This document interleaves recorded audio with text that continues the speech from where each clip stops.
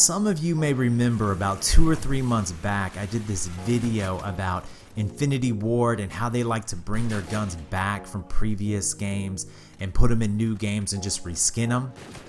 And you know, it was a guess, but I think I was accurate. So ladies and gentlemen, behold, the new striker, i.e. Bulldog, in the form of a Reaver.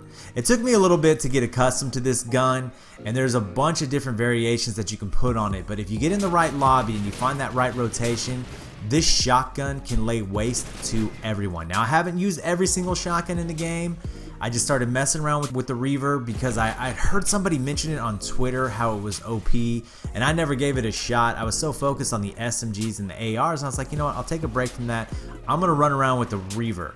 And if you play to its strengths and you get into tight situations, which we know in Infinity Ward games, man, they love to make these cluster maps, right? They're not wide open like Treyarch games, you know, with the long shots and everything. They have little corridors and hallways that have long shots, but overall, it's all up close and in your face in an Infinity Ward game. So you guys got to try out the Reaver. Here's what I suggest. I suggest gung-ho, momentum. I suggest a laser sight, extended mags, and rifle barrel. And that's about all you need. And just fire from the hip. You do not need the ADS, all right? So there you go. Now, let me tell you what I want to talk about. And I don't know if I'm the only one, but for the first time since Black Ops 1, and this is not including Advanced Warfare, okay? The first time since Black Ops 1, I am not playing with the headset. Does that shock you? You know, when I started the beta up, I had my headset on, I adjusted my sound settings, and I started running around, and I quickly realized that I cannot hear anybody.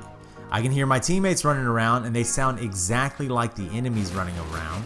Other than that, I don't know. I don't know. It's like we've complained for years that, well, let me change that. I didn't complain for years. People complained for years about the sound perks in Call of Duty. They don't like them.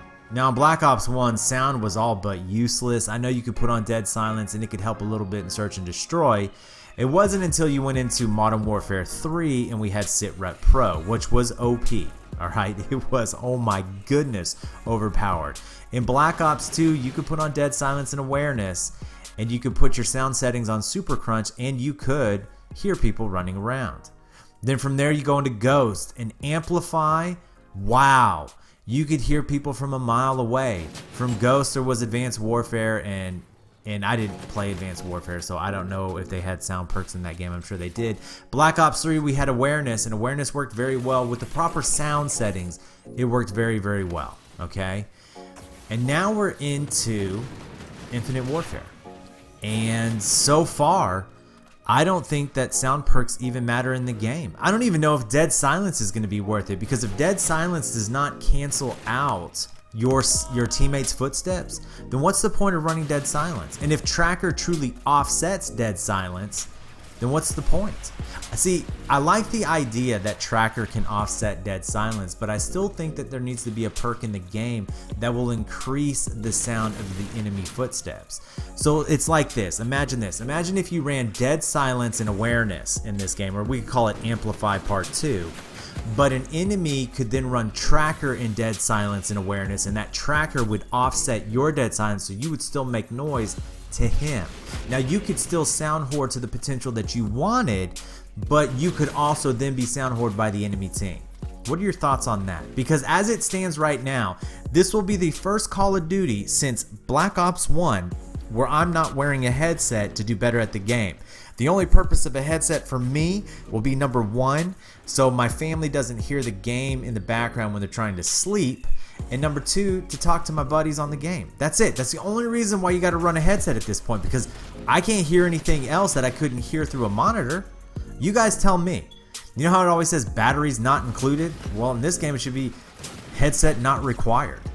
I don't know, and I think it may be a mistake. Give me your thoughts down below. As always, if you enjoyed the video, hit that thumbs up button, and if you're new to the channel, subscribe, because I try to be here every single day.